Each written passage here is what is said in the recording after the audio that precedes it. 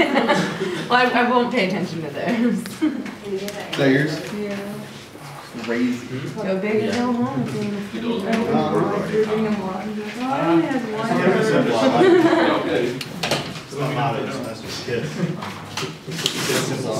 Mom was reminiscing of Yep. Not really, because I can't remember that bridge was funky time, but the feeling, like this, I don't know. I envision the materials. Well, it was like these were like our listing is like solid, and this is like mesh. So it's like this layered structure, exoskeleton. Skin skeleton.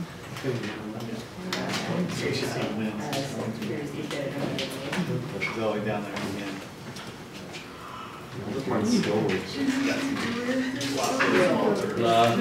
He's got that look pretty cool. I think he's probably one of the Before we start class, if just make sure that you have your 4-point curve file, the RFA file that you uploaded. We'll be using that again in class. I like when I just swing rather than my computer. No more stranger. Trying to. He's hiding it from me. Oh wow. We see Deja too. Everyone likes to see Dave. That's a lot of like. Very nice.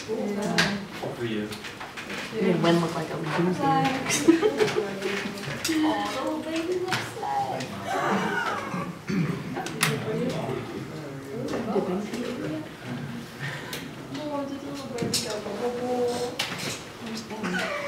Oh,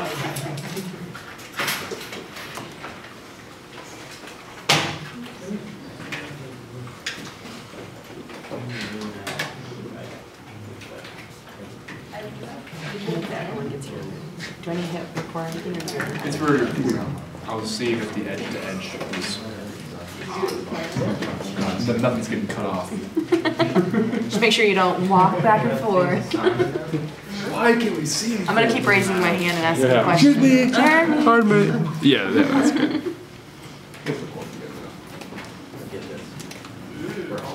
What file format does the does it come out? I had to check my laptop, I'm not entirely sure. I've got a Sony, so it always has like a Sony extension, and then you got to convert it. I mean, it takes good video. It's just the process of getting it on the computer. It takes a little bit of time. Is that yours? You did a different process. Yeah, I rented one from the library. I liked your little indie tripod. Yeah, but it's not going to be as many videos as this. That and this is actually plugged in now too. That's always a bummer. It's like 150. No, it's all flash. Are you thinking so you and Drew can record your children's? Or What is that? I said so her and Drew could record their no, I said their children's first members or something like I don't have children yet. that. I know. Would you? I'm I sure like- I would know. I have 2 kids. I don't think you need to. I shipped them off. I forgot to mention No, I was pregnant. you're right now next to Joseph and Clint. Dad, yours is my Your favorite. neighbor. I don't know, I like Brian's. Yeah. I Sorry, I think Jack cut took a off. picture of me. That imaging was a square. It's like, I was trying to get the pipe in there. I almost used that image too. Not yours, This mine. Carson Looks like a Pat, you should have used yours. We all should have used ours. I know Ryan's like, hello, I'm an architect. Brian's is from the mustache. No, it's Ryan. Oh, I just said Brian. I thought you were talking about Ryan. It's not on You can't say there's also a pipe in there. Yeah, those are for the mustaches. Of course there is. Julius looks like a doctor. Like that's a stethoscope. Dan looks like a drunk architect. You are correct. How did you know that was after our last review? Or an angry one. Is that a picture you when you were in Chicago? Yeah, that's in the beam. Yeah, Jackie took it, I think. Yeah. It's like a reflection. I don't take pictures of myself, like of just me. Like, So, unless you guys don't want it to be in my picture. I don't take appropriate pictures of myself. Yeah, I don't take the MySpace Facebook picture of like myself in my webcam. With a hand. What are you doing here, buddy? You're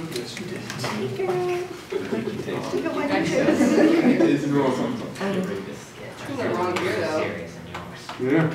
unless it's your reflection. Yeah. Do you hate on the picture?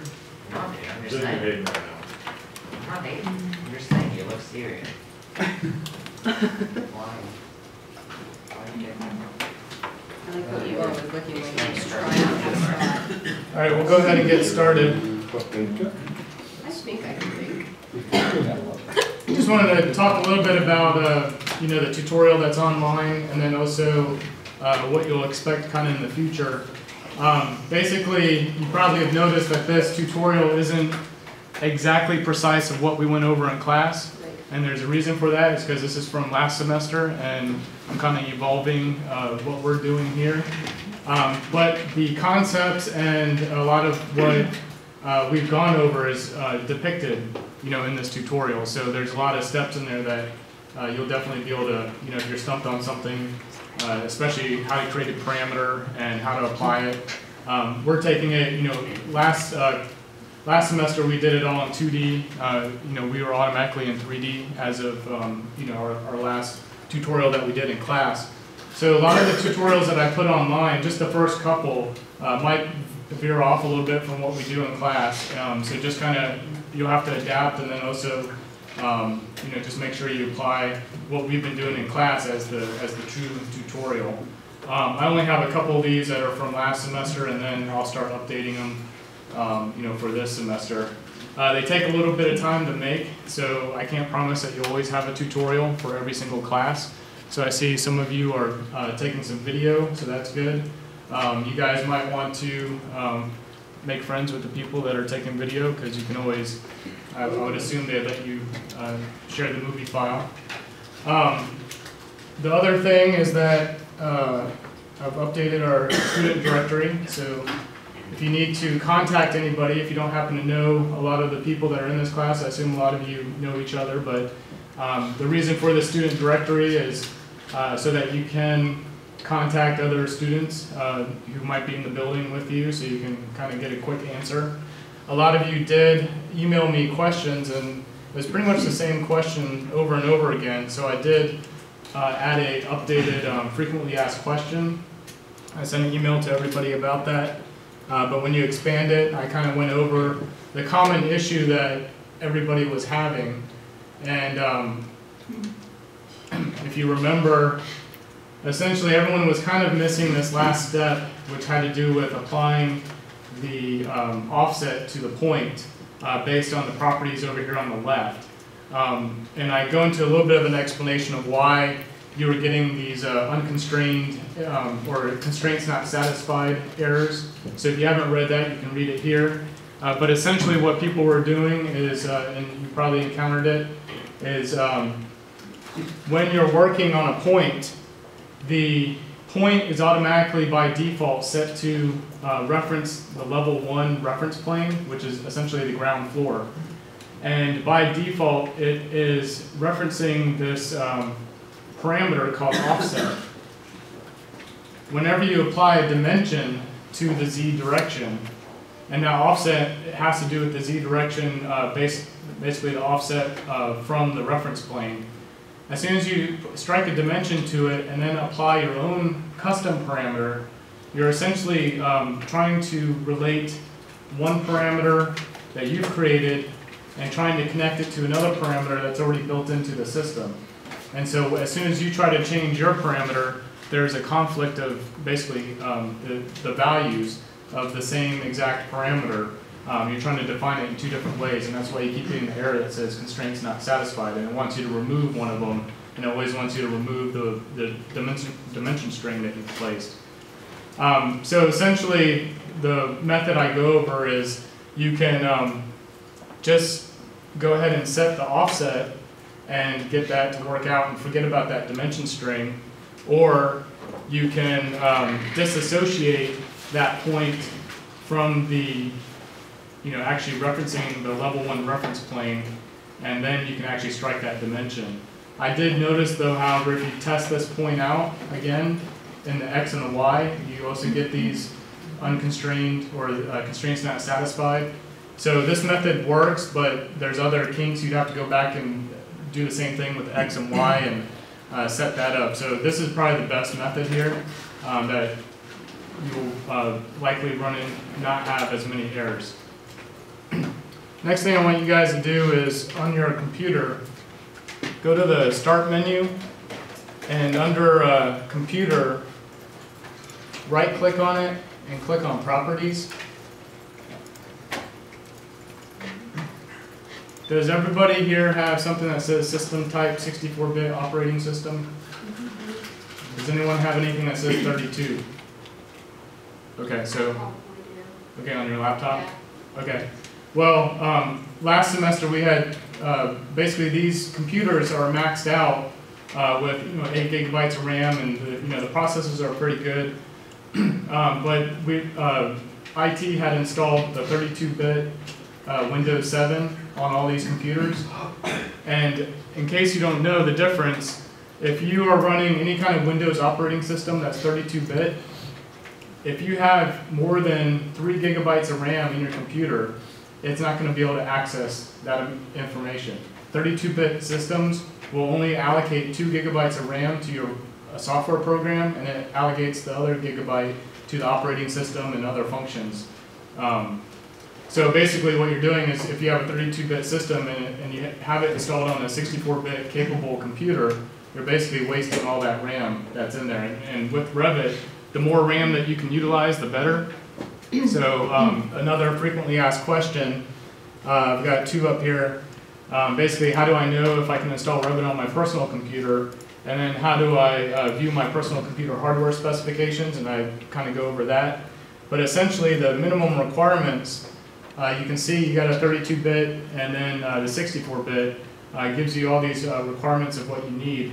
And by default, you need 4 gigabytes of RAM. But it's kind of in conflict because your 32-bit system is never going to access that 4 gigabytes. So what that means is as your models start to grow, and you probably won't run into this problem right away, but eventually, when you start working on any kind of Revit file that's like 50 megabytes and up, you could start running into stability errors where you'll just start working and all of a sudden you get a fatal error and it wants to do the recovery file.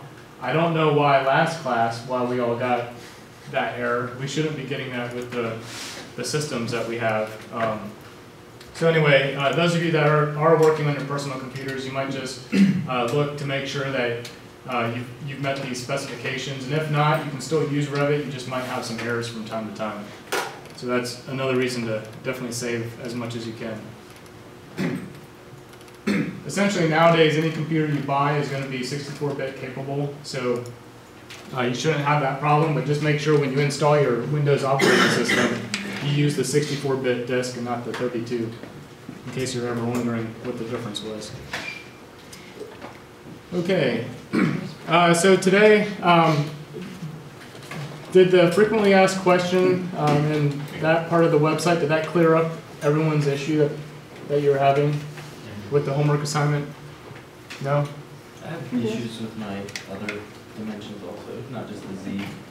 Your X and your Y's? Let me load up my file. One thing I want to show you is that you'll notice that every time you hit open or new, no matter if it's from the applications menu or just from the splash screen, it always takes you kind of to a default location. And then off to the left, there's all these shortcuts to different folder types. You can always click on My Computer, and it takes you to where you can browse through all the different drives, and go to your documents. If you go into the Applications menu and click on Options, this will come in handy if you're especially working on your personal computer. From time to time, you want to click on File Locations, and if you find yourself working in a certain part of your C drive or some other drive, and you're always having to click through 10 different menus in order to find your file every single time, If you click on places, this will give you the ability to add kind of this shortcut to that left side of the open menu that will take you directly to wherever you want the shortcut to direct you to. So what I can do is click on this add value symbol, and if I click into the white space, I get a button. Once I get this button, it pops up a browse for the folder, and I could browse to, in this case, I'm going to browse to my USB drive, and today I'm going to be working in class 3, and click to that folder and hit open and OK. When I exit out of that, next time I hit open, well, I called it new library 1. Hold on a second. Go back to options and my file locations, places. I'm going to give this a name, call it class 3 for now. I'll hit OK, and now when I go to open, I have this shortcut button.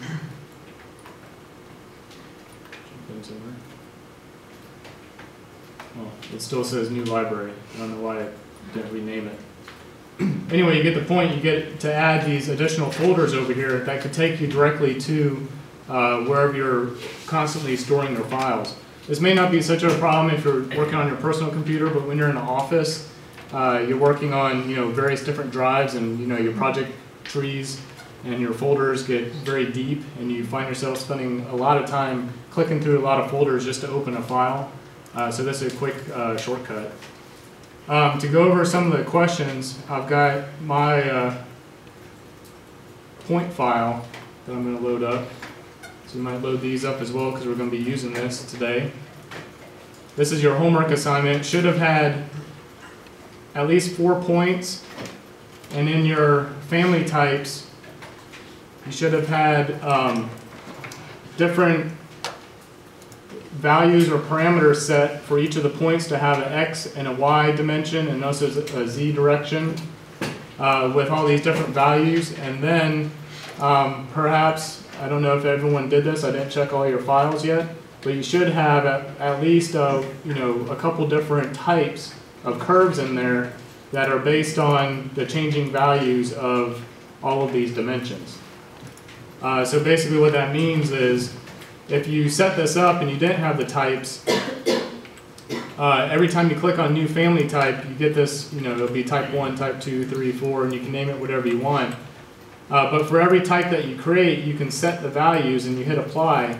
And now I have 4 different types that I can click through, and I basically, from the same points and the same curve, I get, in my case, I chose 4 different options of how this curve could be created. If you are having issues with your X and Y directions, when you're making a dimension, first of all, you need to make sure that your point is showing the reference and is set to always. Basically, if I expand this, it should say show reference planes set to always. And then you also need to make sure that you show normal reference plane only is unchecked.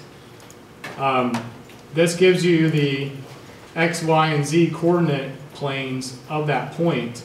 If you have this box checked, you only get the surface normal or the perpendicular plane to the curve. And if you're trying to apply dimensions to that, you'll run into probably constraint errors unless you have, choose that point, the X, Y, and Z shown. And when you're striking dimensions, you want to make sure that if you're in a view,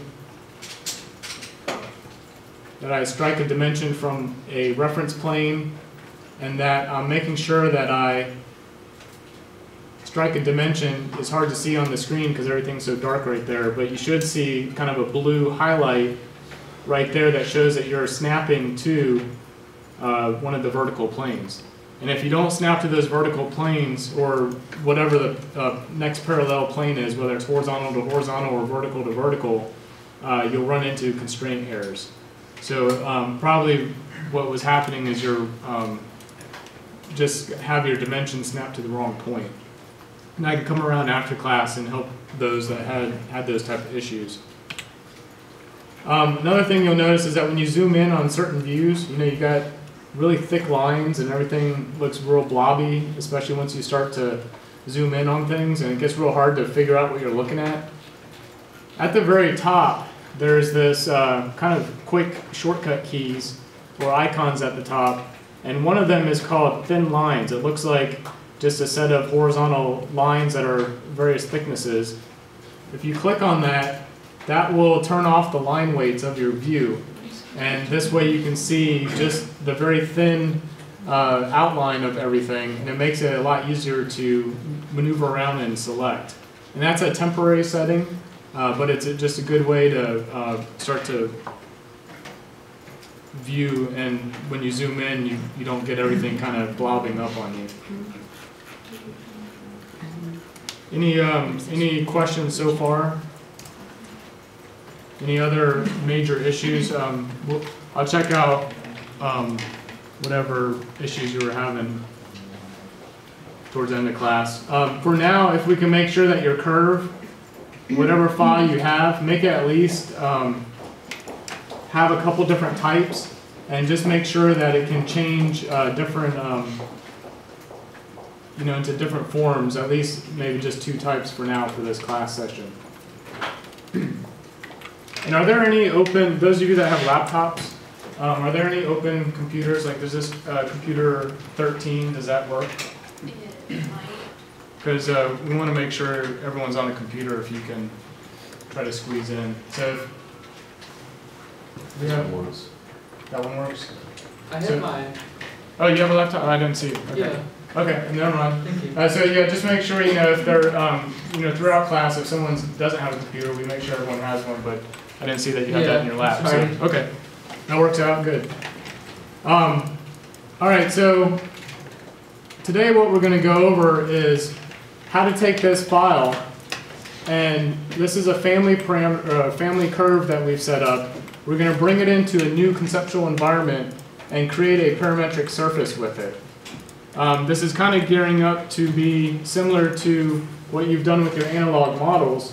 You can probably already guess that you've created all of these curved surfaces that go around your bridge or your tower component, and we will be eventually creating curves that are parametric that can then be lofted together to form your surfaces that you've generated on your analog model. And then kind of experiment with iterative design. And so a lot of you are probably wondering, well, why wouldn't you just take your model and just go ahead and plop in the points and do your curves and loft the surfaces without applying all these parameters and going through this elaborate setup?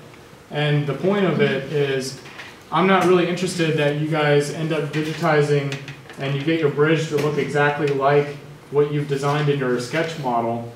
I eventually want to see that you can take your sketch model and adapt it to various different configurations and forms depending on where it's sited on basically a topography surface. So basically what we're trying to do here is set up all the different objects and the parameters, and once the parameters are set up, it should be a matter of just changing the parameters to generate all of your different designs. One thing with Revit is when you're working with families, and again, we're in the family environment, I've got my curve open.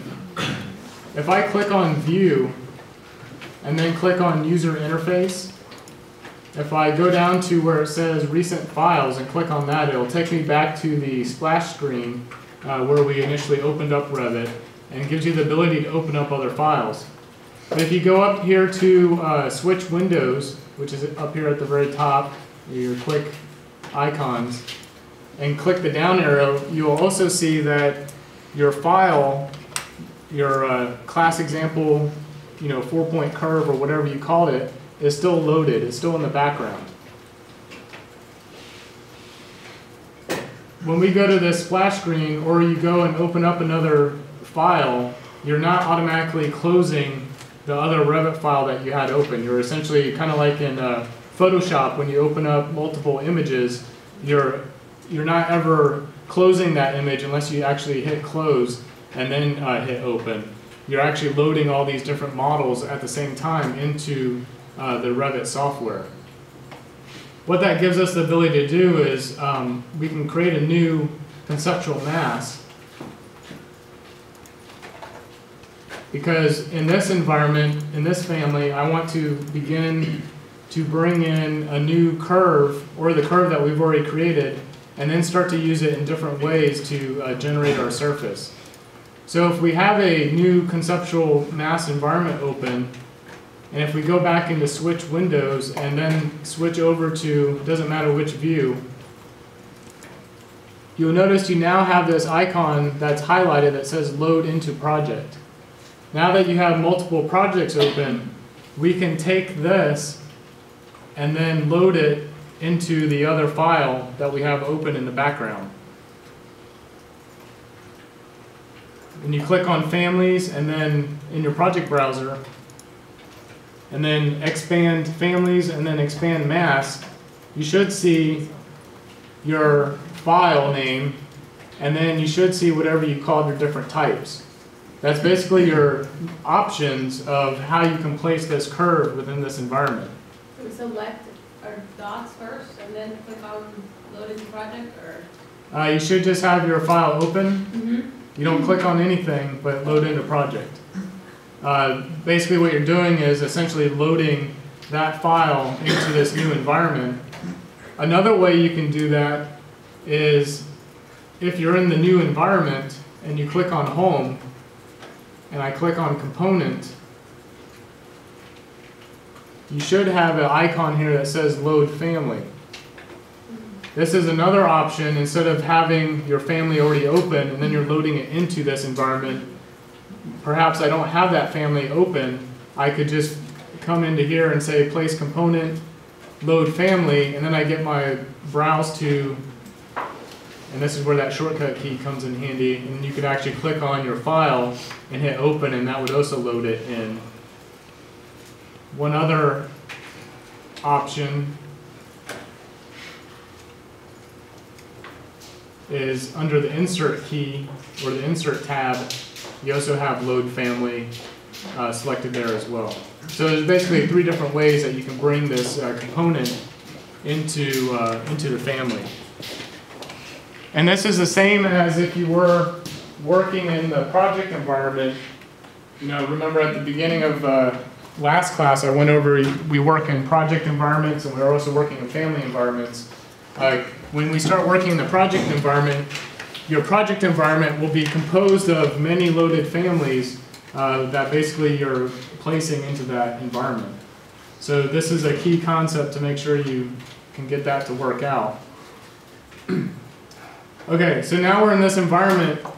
I'm going to start to use reference points, or the point element, to not only, you know, in the last family, what we did is we created a point, and then we used those points to generate positions of where the curve, or the curved line will kind of go through and create a spline through all those points. But points can also be used as just a referenced element or a set of reference planes that allows other geometry to get applied to it, and then that point can move around and that geometry or object will also move with it. So in this exercise, I'm just going to place 2 points separate from one another. Doesn't matter where on your screen, but just somewhere. And if we click on both of them and we want to make sure that we turn on our show reference planes and set them to always, and I'm just going to, at this point, keep those right there. Now that we have our family loaded into this one, I want to apply a curve element to this, to be associated with this point, so that whenever this point moves or rotates, that curve element is going to move with it. In the Home tab, I can place any of these elements in multiple ways. If I just go under Home and click on Component, you'll notice in the Properties bar, you should see your class example or whatever you called your file, and then type 1. And if you click on this down arrow or in this box, you'll also see that you have your menu of selection of your other different elements that you created. So your different family types, type 1 through 4, or however many else you actually generated in your original file. Basically what you're doing is you're choosing an option of which one you're going to place. So for now I'm just going to click on type 1, and you'll notice that you get the Ghostbuster sign of, you know, the no Ghostbusters, and it's not allowing you to do anything. You can't place this. That's because whenever you start to place things in this environment, everything's wanting to always be associated with some sort of face or a work plane.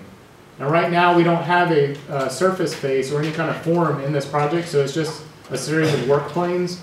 We need to click on place on work plane and get that highlighted. And then in your options bar, I want to pick the reference plane that I'm going to place this particular curve and make it associated with a point. Does everyone get this option? So I'm going to click on pick, and you'll notice that when you hover over either any of these outlined kind of the level 1 plane, that highlights, or if I get close to any of my points, all of the different planes there also highlight. I want to pick on one of the points, it doesn't matter which one, the horizontal plane, left click on that, to then place my curve element. And basically what we're doing here is we're just placing this somewhere. I'm just going to try to highlight the point again and left click. It doesn't have to be exact, but we're basically placing that type 1 curve into this family environment.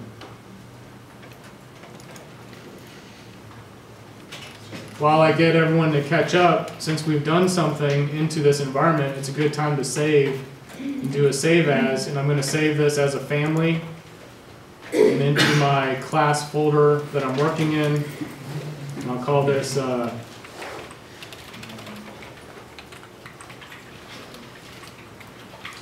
class example. I'll just call it parametric surface.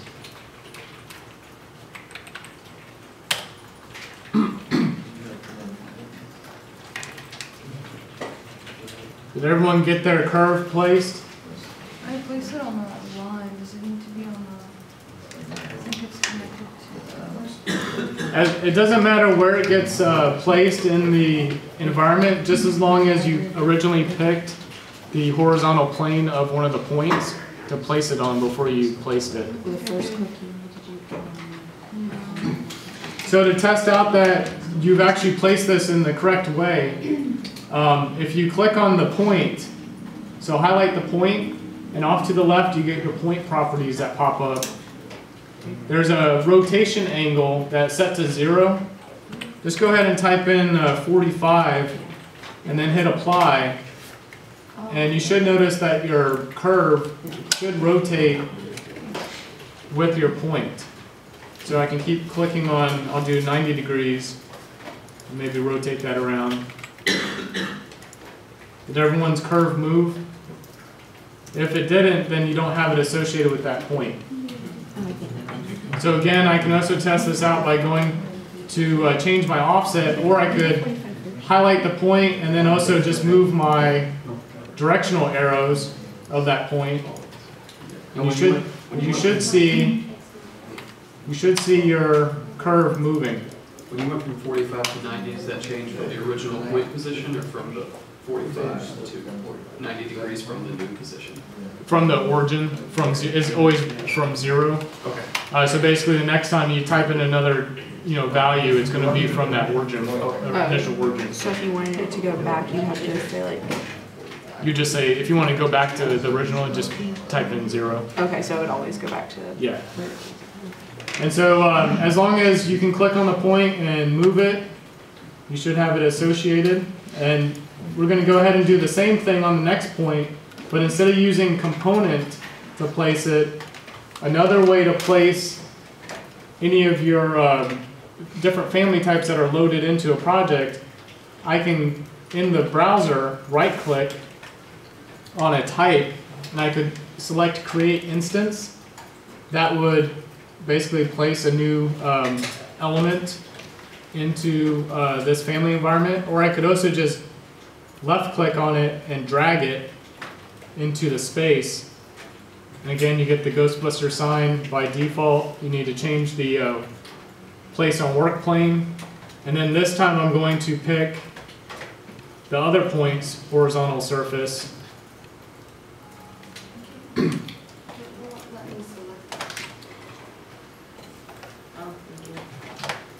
And I've placed both of those, and I'm going to hit save again and test it out, make sure it works. Oh, you have to do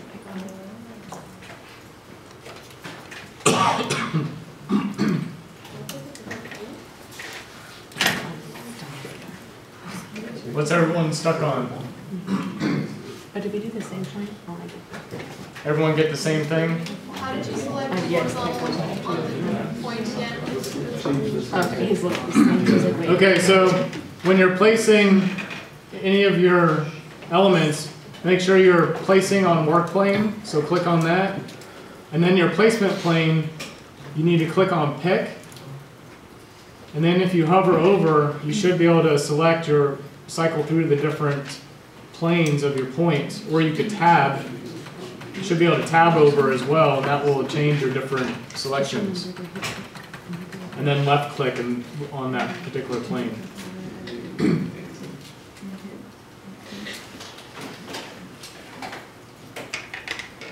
All right. So the object here now is to get your curves. Think about them as section curves taken through space somewhere, and get them to be somewhat parallel to each other. So you may have, depending on the design of your curve, you may have to adjust the position of where they're located. So if you happen to have, you basically want your curves to be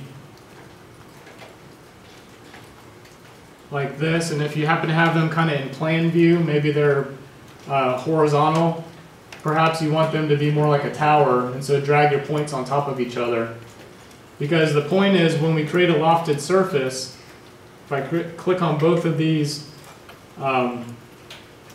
curves, and I can select Create Form and say Solid Form, you want your lofted surface, in order for that command to work, you kind of have to have them spaced apart and in some way that the computer can interpolate the different ways that the surface is going to have to bend to meet one curve to the other. So if you happen to make a surface and you get an error that says can't make the surface, then you've got something a little bit too extreme, and you may have to tweak it a little bit more to get more of a section curve. So go ahead and loft your. How do you loft again?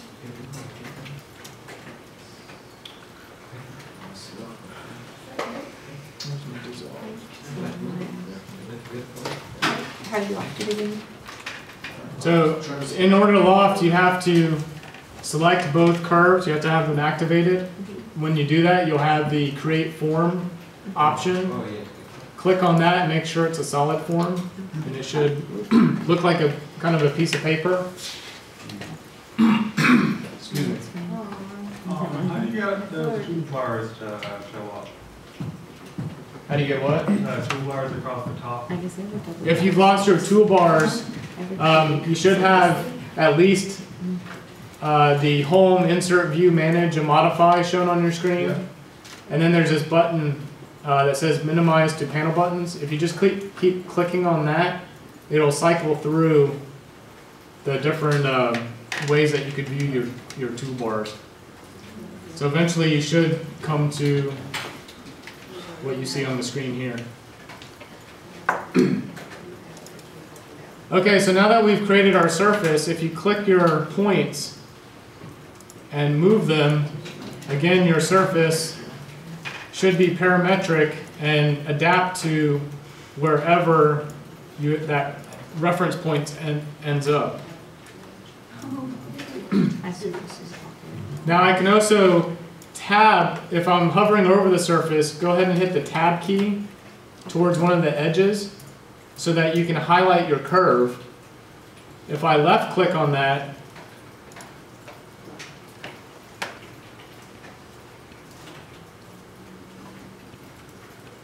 when I start to tab over, look at the bottom left of your screen.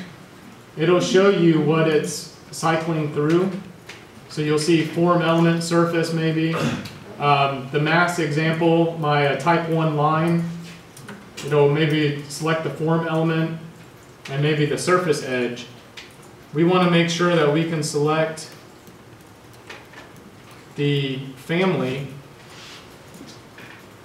So whatever name you called your family, get that to highlight. Once I left click and select it, you'll see in the properties bar, you get the pull down menu again, where I could change my curve from type 1 and maybe I want to change it to type 3.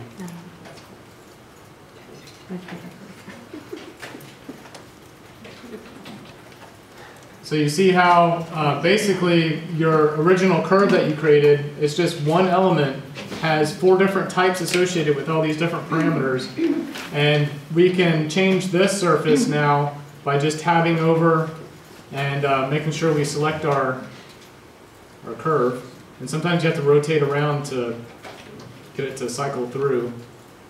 And I can change our different section curves. Everyone get that to work?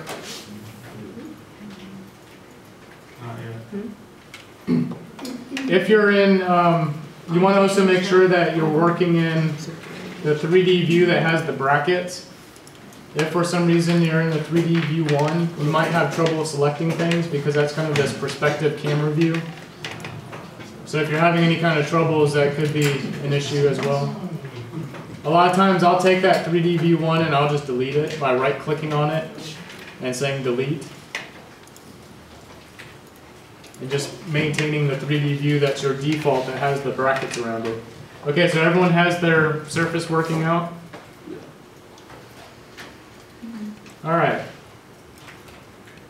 Next thing is, again, we can change the rotation angle by clicking on the point, and I could change the rotation. And of course, your surface should manipulate.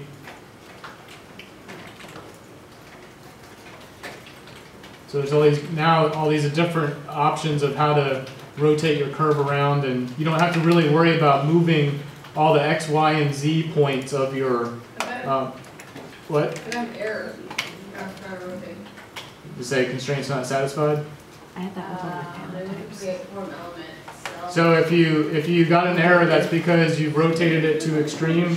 So it doesn't understand how to interpolate your section curve. So basically what that's starting to tell you is you can start to play with the rotation angle, and you might find your minimum and your maximum that you're allowed to rotate your curves to allow them to work out. And that will give you your different extremes that you can deal with. Because if I take this and rotate it to 0, I should get that error. Well, maybe not. Well, anyway. Okay, so the thing about that right now is we've got these curves that we can select, but everything with this surface is all kind of manually changing at the moment. We have no additional parameters set that would say which surface we're actually creating with these different section curves.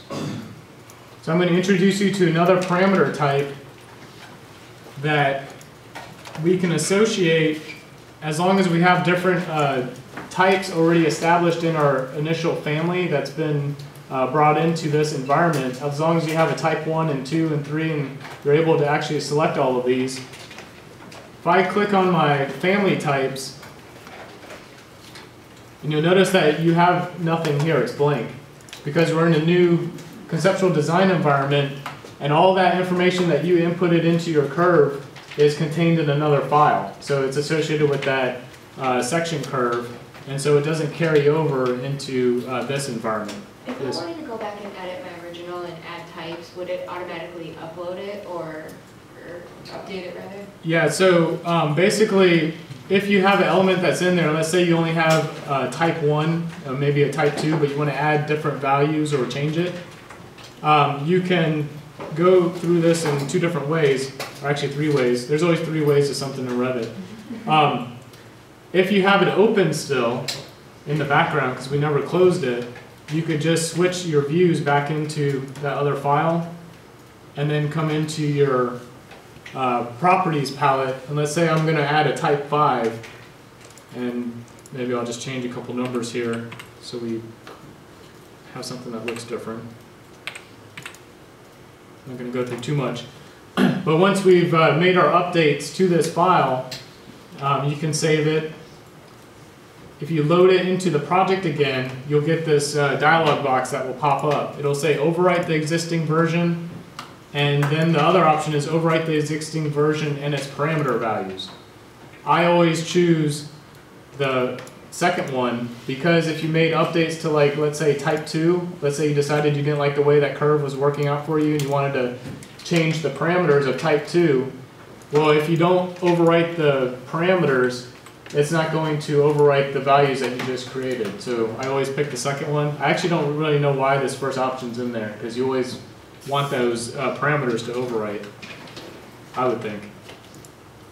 So now when I look at my project browser in my tree, you can see I have type 5 added here, and then I can start to add that. The other example was, so basically I can switch to my open view, but if I don't have it open, I could cycle through and click on it.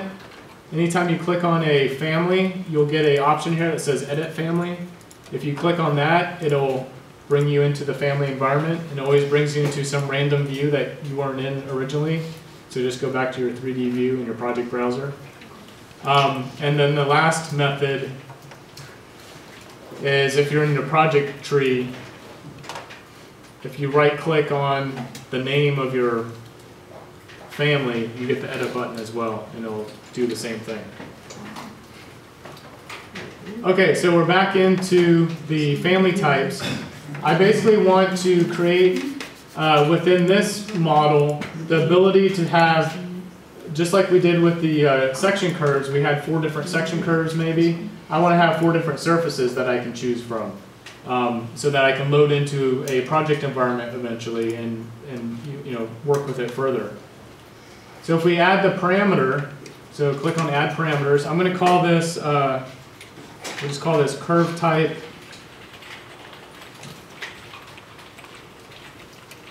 curve type 1. And before you click on anything, look at the default selection. You have type of parameter, kind of these pull down selection boxes down here. If we click on type of parameter, you'll see all these different options that a parameter can be. The parameter, so far we've worked with it as kind of a dimension where it's just always equal to a length. But it can be a text value. It could be an integer, it could be a number. So integers would be your whole numbers, and your numbers would have decimal values up to however many decimal places you want to go. You can have areas, volumes, angles, slopes. So if you're working with roof slopes or other different types of slopes of ceilings and things like that. You could have currency if you really want to associate a cost to your particular element that you're making. A lot of people might add in a currency value or a cost associated with the project or that component, so that eventually you can kind of generate a cost estimate. We're not going to do that because that's not very fun. You can also have it associated with a website. So I could have a parameter that would, let's say I'm working with a particular manufacturer on this particular element, and I did all my research based on a Conair, plumbing fixture, or a Conair curtain wall mullion or something. I could associate a website, which means when I click on that element, I could actually click the link, and it would take me to the website to open up that information of, let's say, where I was finding all the values that I'm entering into this parameter. So it's a way of, let's say you give a model to somebody else, they can find out the information of your particular research. You can also have materials. So I could have it where this surface could change materials every time I place it. Maybe it's a different, maybe it's a metal material or copper material or you know, some sort of transparent material. You also have yes/no parameters. Yes/no parameters are essentially usually associated with visibility. You can have a model, a family, that has a number of different components within it. But I could toggle on and off certain components. So just a quick example would be, let's say you're looking at a window, and you'll see this a lot from window manufacturers when you download their window types. You know, you have all these different options when you buy a window. You can just have, you know, you have like the transom and the bottom glass. They give you options of, let's say, having a grill, or you know, the different buttons within the maybe on the top or the bottom. So you could have one family that happened to have all these choices that you could toggle on and off, and it would change your family to, or your component to show all those other items, so that you don't have to have 20 different components loaded in that are still referencing the same window, and you're just changing options. So the yes/no changes visibility. You could also, in this case, let's say you had multiple surfaces within this family, you could have it where type 1 shows 2 surfaces and type 3 of your surface shows maybe only 1 surface. So we'll go into that a little bit later. You also have divided surface type and family type. We're currently working with family types. I want to change the way that these curves actually are associated with this surface. So my parameter that I'm going to create is a family type. Because we've loaded a family type in there and it has all these different options, you get a dialog box that pops open that says select category. Remember at the very beginning I talked about all the different categories that everything could be within Revit? Well, this is what this is loading up. It's saying, well, which category do you want to reference, so that it knows what your selection menu is going to be for this particular parameter. We've been working in the conceptual mass environment. So we want to click on the category called mass, because we've been making all these mass elements. Even though it was just a section curve, it's still considered a mass under this category system. Hit OK. And we'll just keep it under other for now, group parameter under. What that does is, if you notice, when I click OK, in this dialog box, I get a new column here that says other, a new row, and then this is where this particular parameter is showing up. If I were to click on this and, let's say, modify it and change this to be something like general, and click OK, you can see that the heading changes. When you end up with, you know, multiple parameters, and you can already see how in your original curve type you had, you know, 12 different parameters already set up. That this is a way to start to organize your parameters into different groups and categories, so that you could even, you know, minimize. Let's say you had, you know, thousands of parameters, which you could have. You can actually group them into these different categories. Okay, so I've got that one. I'm going to create another one called curve type 2. So do the same process.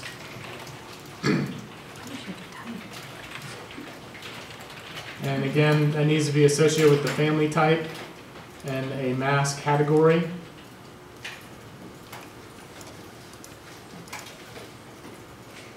And I had one under general and one under other, so I'm going to just group them both under other for now. And so when I'm done with that, I'm going to hit OK. I'll go ahead and hit save. Now that we have those set up, what we can do is hover over our curves again that are already associated with our model, and make sure you tab over until you get it to select your family again. And now when I left click on it, I get the label option that's in the options bar, just like you did with the dimensions. And I can now select that I want this curve to be associated with, I'll just call this one curve type 1. And I'm going to do the other one as curve type 2.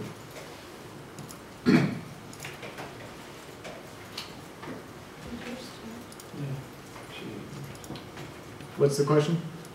Should they have changed? Yep. Oh, So your form probably changed because by default we only selected curve type 1 and curve type 2.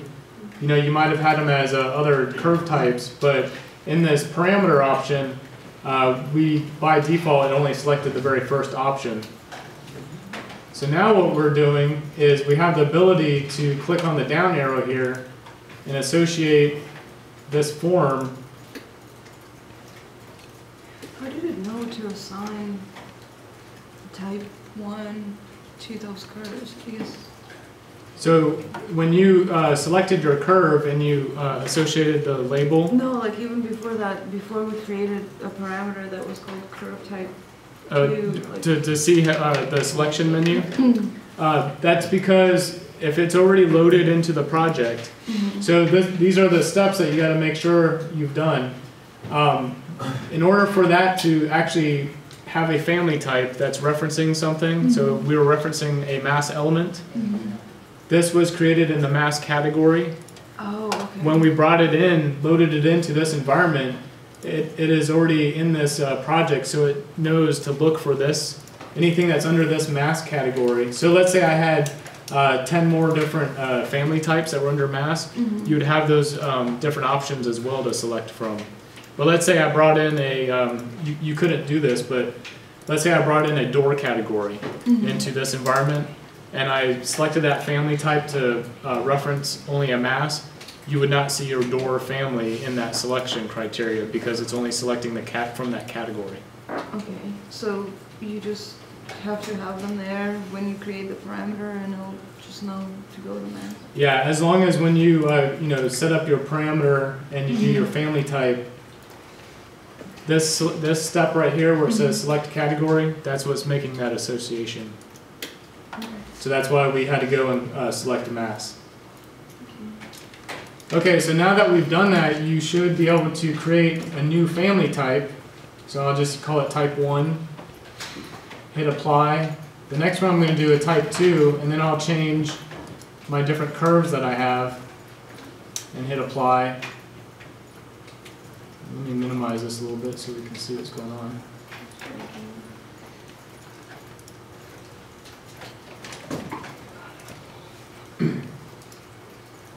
So now we're in, you know, basically the same thing you've already done with your 2D curve. I can now select the different types I've made, and every time I select them, you see that you get a different surface configuration. And what that's doing is, this is a method. Did everyone get that to kind of work out for you?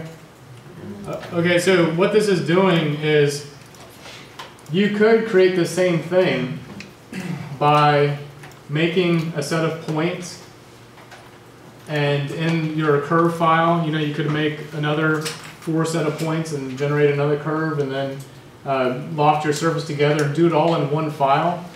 But you would have to have, you know, like in your original file, you had 4 points. You'd have to have another set of 4 points with all those parameters set so you can make the parametric changes. And then every single time you want to change your surface, you'd have to go into your big array of X, Y, and Z coordinates and go through and change all those points and, you know, type in all that information in order to get your different form. So now if you select a couple curves that you like, then bring them into another environment and just change the curve without having to change, you know, actually change the family type and not change all the different values, you can quickly edit and change all the different surface types that you want. The other thing that we can do is add some parameters now to associate these points, just like we did with our original spline. We could give this some X, Y, and Z directions so that when we bring in this surface into another environment, not only could we change the type, but we could also change, you know, the position of where these curves occur. So even if you had 2 of the same curves making a lofted surface, you know, I could technically get a different surface by just changing the position of where these reference points are. So let's apply a couple of parameters here. Let's hit save. And probably the easiest one to do is the offset. So under parameters, and you want to make this a length. And we've only got 2 points, so this time we've been calling them kind of curve 1, or curve type 1 and curve type 2. So I might just call this curve 1 underscore Z, just to keep it simple. I'll click on that, I'll just keep it at default to 0, and do the same thing for, we'll do a curve 2Z. Huh? Type of parameter under length? Yeah, keep it under length, because we're going to associate it with a dimension. Then we can click on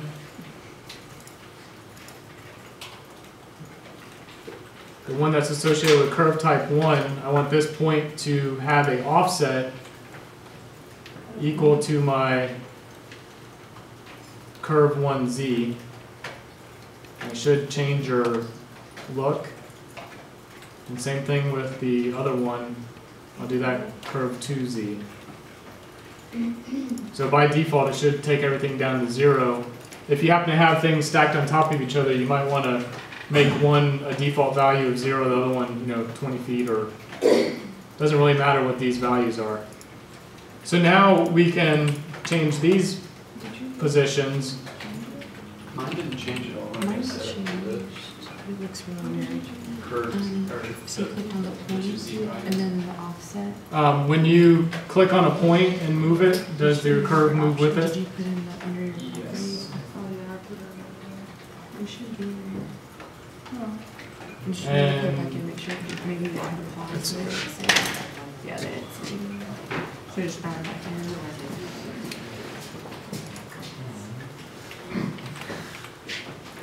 Curve 1 Z. So you click on the Yeah. point, and then make that equal. Oh, that's what you want to say. Okay. I see. Yeah, so you're setting the reference point, not the curve offset. Okay. Everything's associated with that reference point, kind of moving up and down and rotating. The offset should be. Everyone kind of get that? Yes, yeah. You should be able to select it. Yes, select that. And say okay. Okay, so that's one of the easier parameters to set. The one that's a little more difficult is how to set these particular points to move in the X and Y and Z. One thing is, we've already got moving in the Z, we need to move in the X and the Y. If you click on your floor plan and go into level 1, I want to be able to see this in a plan view. And if you can't see your points, remember if you click on level 1 and scroll down, it's probably a view range issue. And you want to just make sure your cut plane is 1,000 feet above, or and all your other views, top, bottom, and view depth is just set to unlimited. When you're in any of these 2D views, or even in the 3D views, notice down at the bottom, you have a scale, you have what's called a detail level. I'm hovering over all of these. The next one over is called a visual style. If I click on the visual style, you get other options such as wireframe, hidden line, shaded, consistent colors, and realistic. This is a way to, if you're trying to model, from time to time, you may want to actually go into wireframe view so you can actually see through everything, so you're able to select the different objects.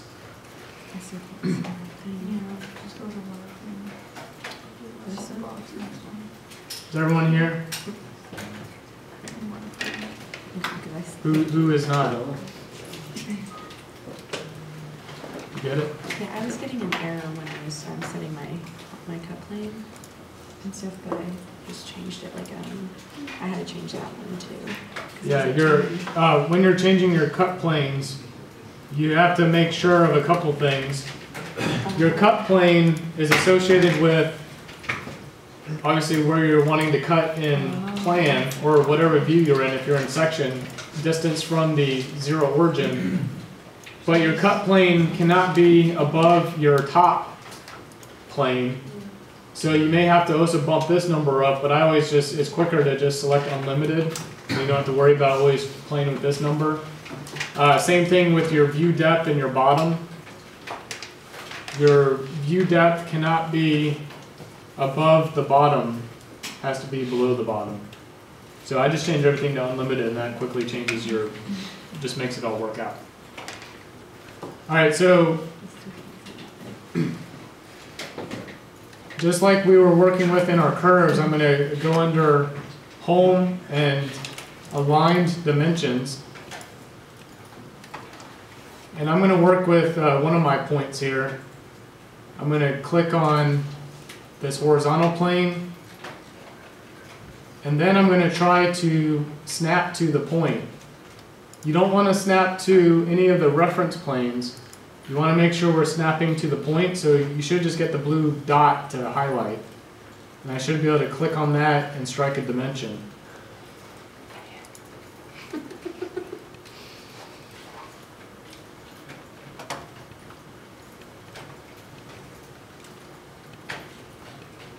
Now before I continue on, because we get errors a lot of times when we start to get into a lot of different parameters being applied to various objects, one of your methods of working has to be, every time you want to apply a parameter, you need to apply it right away and test it. Make sure it works. Make sure that what I'm going to do here is this dimension string, I'm going to try to get this to work out, and hopefully it does. I'm going to try to get this to work out so that this point will move up and down based on this dimension. If you start throwing a bunch of dimensions everywhere and you've applied all your different dimension strings and parameters to all of your different elements, when you get so complex and so far into it, eventually you'll get these errors that pop up that says, you know, constraints not satisfied and all this kind of stuff, and it won't highlight what the problem is. And so what happens is, if when you get really deep into it, you find yourself trying to figure out which one is the problem, and sometimes you can never find it.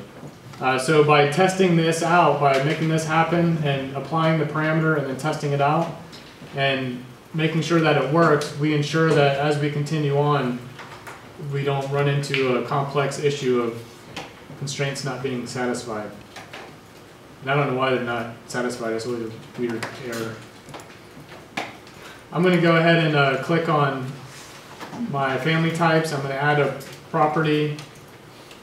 Call this, let's see, I believe this was curve type 2 on my case.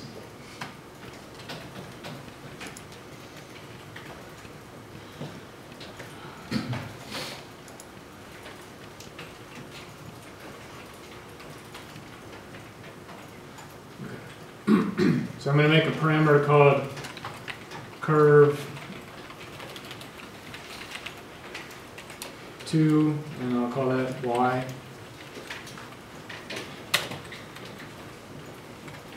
And I'll set it to some value, let's just say 50 feet for now. If I click on this and then change my label, cross your fingers and hope it works. And it did. So you can see that what I did here is I associated with that point, and I should be able to test it out again. I'm going to change it to 100 feet and make sure that my point moves. If you get a constraints not satisfied error, it is probably because you may have snapped to one of the reference planes that are associated with the point. If you do that, that's where the error is going to occur. But since I've rotated all of mine, it didn't even give me the option to make that happen. So now I'm going to do the other direction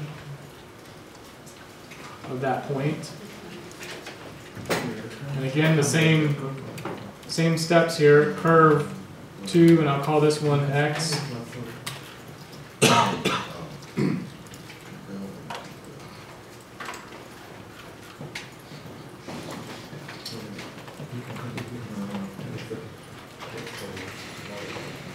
I change this to, let's just say 45 feet, hit apply and make sure that it works.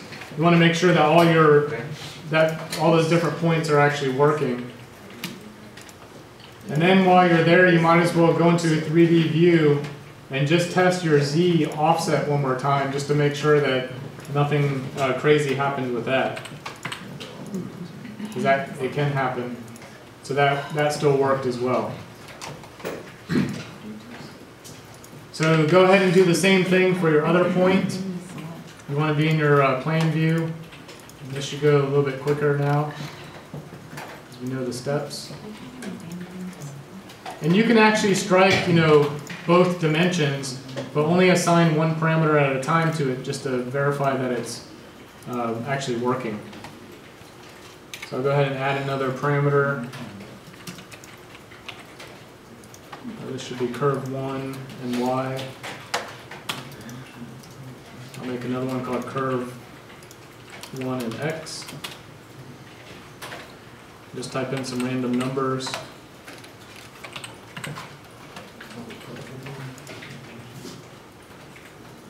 And then test out your point one more time. Make sure it moves. And same thing with the other.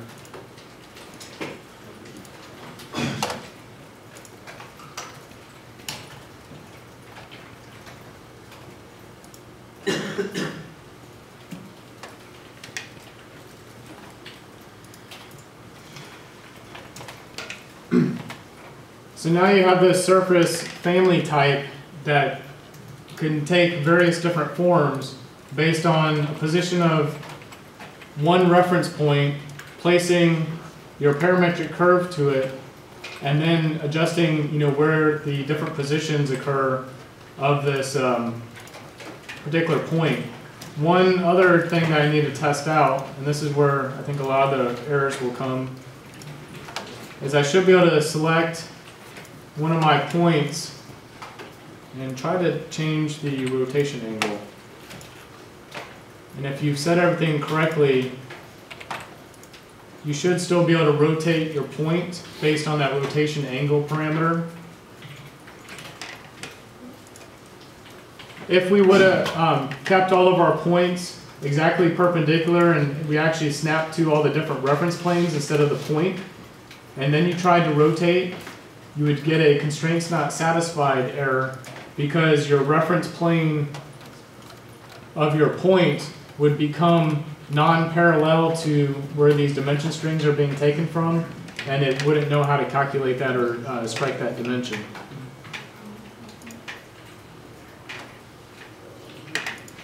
Okay, everyone understand the concept of that?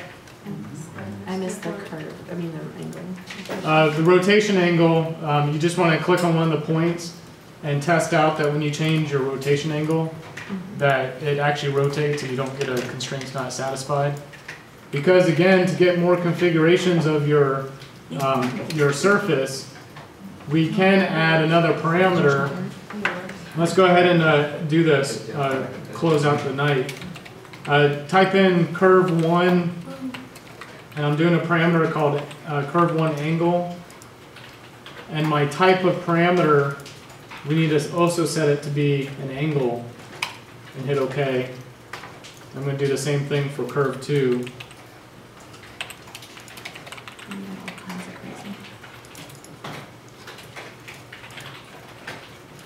And I really wish Revit had the Grasshopper sliders. I think all of you have worked with Grasshopper enough. It would be really nice to have sliders in here that you could just quickly do stuff, but that hasn't come yet. It's on the wish list that everyone who has been working in this environment, it's you got to get some sliders in here, so hopefully that'll come out eventually. But for now, unfortunately, in order to change all these parameters, we've got I call it hard coding all this information into your parameter set. And we'll talk about next time different methods of how we can actually add in formulas to make your surface a little more computational and related to another value, so that when you change one value, it'll change based on the formula that you put in. So that's kind of one way of working with parameters, is that you could have, let's say, 10 different parameters associated with one change of one parameter, and you can get all these different configurations with math. So once we've set those angles, the last step you need to do is click on your points one more time, and under rotation angle, click on that button and make sure you choose and set it to a parameter that you've already established. And hit save. So you changed under the type of parameter to angle then, right? Yeah, type of parameter should be an angle parameter. Everyone get that to work out? Okay, so today is Tuesday, and I've said from Tuesdays to Thursdays the homework assignment will be not as extensive as the Thursday to Tuesday version. What I would like you to do is take what we've just done here in class, and I want you to start thinking about what you've created with your sketch model. Okay, a lot of you have these, you should have all these curved surfaces that are made out of your funky foam, and you have a set of grids that are associated with each of your surfaces. The reason I had you put the grid on it was that this gives you the ability to measure exactly where this point should be located in space. Now, in order to create one of your curves, they shouldn't be really that complex. They look complex when you look at them, but if you really look at it and break it down into pieces, this one curve that I have is really just a set of two edges that are separated by a particular distance, and maybe one is up higher, the other is down lower, and then the surfaces or the two edges are lofted together. So in order to create this surface edge, what I would do, I wouldn't pick every single grid point that you've established and make a reference point. I would find the extremes of this particular curve. So I might take the starting point, call that point 1. I might take kind of the apex of the curve up here at the top, and call that point 2. And then maybe I need one here in the middle, point 3. Maybe one over here, point 4. And kind of establish how many points you need to generate that curve. I would take the same assignment that we just did for the 4-point curves, the same method and terminology and all the different parameters that we set up, and try to input one of your curves at least. Now you can think about it in a couple different ways. Some of you might be able to take the edge curve, or you may have a lot of complexity of how this is traveling through space. Let's say this twists a lot. You may have to make section curves that go in the other direction that are conforming and changing to generate that surface. Because the lofted command to create the form, it wants it wants more than one curve separated by some distance across space to generate the loft. So even though we've only done 2 curves in the tutorial in the class, you could have a series of section curves. Let's say I had like 10 different section curves going in this one direction. As long as they're perpendicular to one another and you select them all in order, you should be able to create a form that lofts between all of those section curves. So for Thursday, what I want you to do is start inputting your points and at least establish 1 or 2 curve types. I'm not going to tell you whether it's 1 or 2. You need to decide based on the complexity of your project which one you want to start with, and just test to make sure that you can actually create a curve that looks similar to what's in your analog model. How do you measure this? Well, you need to establish some kind of scale. I think a lot of you probably had some scale in mind when you were working. If you didn't, that's okay. Take out a scale and begin to figure out, well, do I want this path to be 12 foot? Or is this something that's going to be a 30-foot wide bridge? Or what is that scale? That'll then give you the scale that you're working with to establish the different points. I would then establish some reference point that would be kind of your 0, 0, 0. You know, if you're looking at your screen, let me go into my other floor plan here with just the curve. This intersection is 0, 0, 0. So maybe I would establish the lower right corner of my cardboard as 0, 0, 0, and then you can measure what is the x, what is the y, what is the z, to find where this point needs to occur in that space. Does that make sense? So for Thursday, I want you guys to turn in an attempt at trying to mimic something in your model, because I want to see what kind of issues we might come up with now that we're looking at the analog. And I'm going to do the same thing with one of my curves. We'll bring that into class, and then we'll talk about how we can move on from there for the, as we proceed with the this assignment. The ultimate goal of this project is going to be, I'm not so concerned that you can take this model and input it into the computer and make the same thing. I've done that, in Rhino. Whenever I teach the digital methods in Rhino, you hard code or kind of put that all into your project and you replicate it. Well, that's fine and all, but what I want is initially you're going to start off by replicating this. But if you've set it up where we're working through this process of adding in parameters first to create our curve and then generate the surface, when we're done, we should have all these different parameters that are associated with all the different parts of this model that you should be able to change different values and quickly come up with different options in real time to analyze maybe different configurations of your project.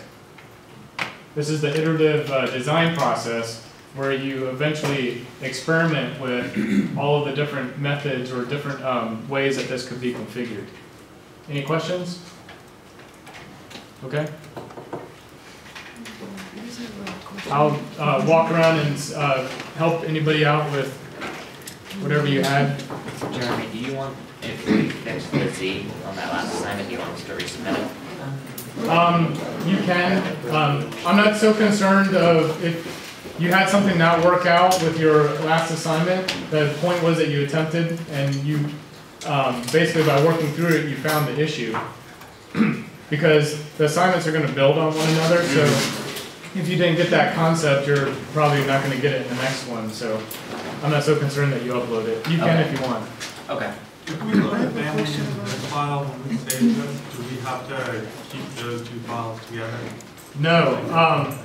The way that Revit works is that when we're working with families and components, when you load a family into the next environment, it's actually inserting it into that file.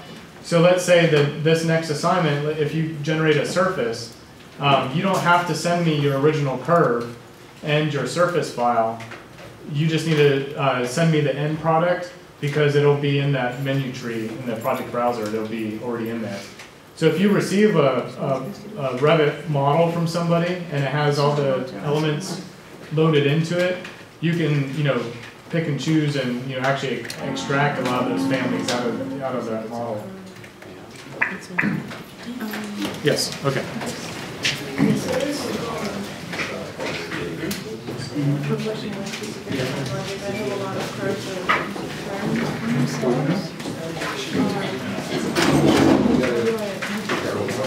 So if it's twisted, what I would try first is you could pick the location of